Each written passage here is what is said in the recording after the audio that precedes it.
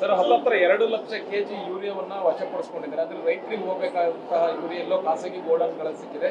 DRI ಅಧಿಕಾರಿಗಳು ದಾಳಿ ಮಾಡಿ ವಶಪಡಿಸಿಕೊಳ್ಳುವಂತ ಕೆಲಸ ಮಾಡಿದ್ದಾರೆ ಸರ್. ಇದು ರಾಜ್ಯದಲ್ಲಿ ದೊಡ್ಡ ಒಂದು ಯೂರಿಯಾ ಹಗರಣ.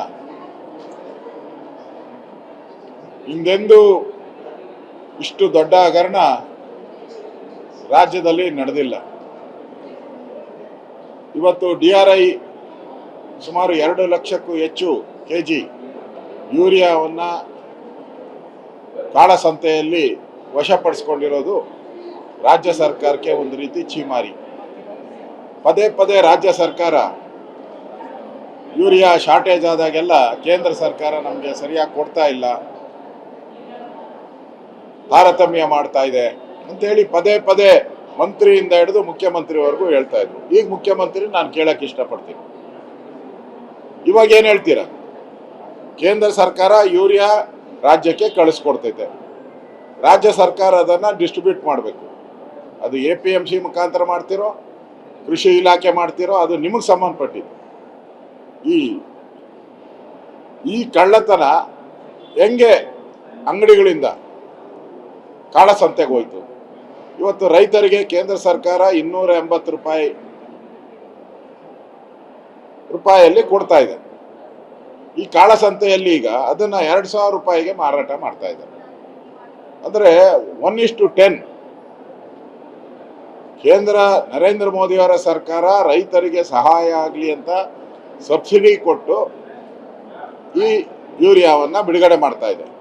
ಆದರೆ ರಾಜ್ಯ ಸರ್ಕಾರ ಇದನ್ನು ಕಾಳಸಂತೆಯಲ್ಲಿ ಮಾರಾಟ ಮಾಡೋಕ್ಕೆ ಅವಕಾಶ ಕೊಟ್ಟಿದೆ. ಕೊಟ್ಟವ್ರು ಯಾರು? ಅಧಿಕಾರಿ ಮೇಲೆ ಕ್ರಮ ಏನು? ಆ ಅಂಗಡಿಗಳ ಮೇಲೆ ಕ್ರಮ ಏನು? ಈಗ ಮುಖ್ಯಮಂತ್ರಿಗಳು ಹೇಳಿದಾರಂತೆ APMC ಮುಖಾಂತರ ಹಂಚೋದು. ಆಯಿತು, APMC ಯಾರ ಅಡಿಯಲ್ಲಿ ಬರ್ತೈತೆ? APMCಗೆ ಒಬ್ಬ ಮಂತ್ರಿ ಇದ್ದಾರಲ್ಲ ನಿಮ್ಮಲ್ಲೇ, ನಿಮ್ಮ ಕ್ಯಾಬಿನೆಟಲ್ಲೇ ಇದ್ದಾರೆ. ಅದೇನು ತಮಿಳ್ನಾಡು ಬರ್ತದ, ಆಂಧ್ರ ಬರುತ್ತೆ? ಜಾರಿಗೆ ಉತ್ತರ ಬೇಡ. ಇಷ್ಟೊಂದು ದೊಡ್ಡ ಹಗರಣ ಆಗಿದೆ, ರಾಜ್ಯ ಸರ್ಕಾರ ನಿದ್ದೆ ಮಾಡ್ತಾ ಇದೆ.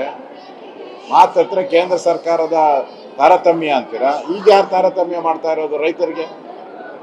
ರೈತರಿಗೆ ದ್ರೋಹ ಬಗಿತಾ ಇದ್ದಾರಲ್ಲ, ಇದು ರೈತ ವಿರೋಧಿ ಸರ್ಕಾರ. ರೈತರಿಗೆ ದ್ರೋಹ ಬಗೆದಿದ್ದಾರೆ. ಇಷ್ಟೊಂದು ಲಕ್ಷ ಯೂರಿಯಾ ಹಗರಣ ಆಗಿದ್ರು ಕೂಡ ರಾಜ್ಯ ಸರ್ಕಾರಕ್ಕೆ ಏನು ಅನ್ಸೇ ಇಲ್ಲ. ಇದು ಸಿಕ್ಕಿರೋದಿಷ್ಟು, ಸಿಗದೇ ಇರೋದು ಇನ್ನೆಷ್ಟು ಹಗರಣಗಳಾಗೈತೋ ಗೊತ್ತಿಲ್ಲ ಯೂರಿಯಾದು. ಇದಕ್ಕೆ ನೇರ ಕಾರಣ ರಾಜ್ಯ ಸರ್ಕಾರ.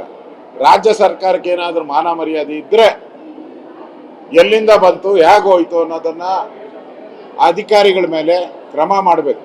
ಇಲ್ಲ ಅಂದ್ರೆ ಈ ಸರ್ಕಾರನೇ ಇದರಲ್ಲಿ ಭಾಗಿಯಾಗಿದೆ ಅಂತ ರೈತರು ಬೀದಿಗಿಳಿದು ಹೋರಾಟವನ್ನ ಮಾಡ್ತಾರೆ.